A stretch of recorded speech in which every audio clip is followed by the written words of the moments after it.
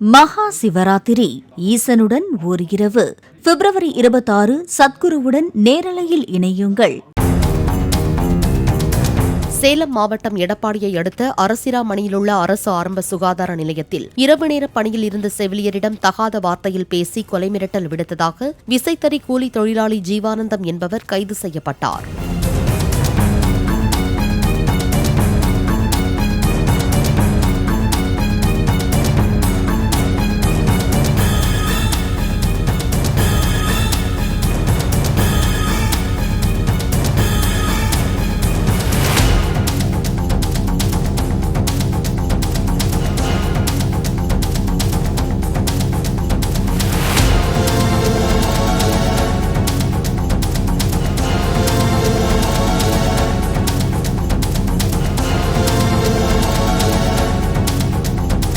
மகா சிவராத்திரி ஈசனுடன் ஓர் இரவு பிப்ரவரி 26 சத்குருவுடன் நேரலையில் இணையுங்கள்.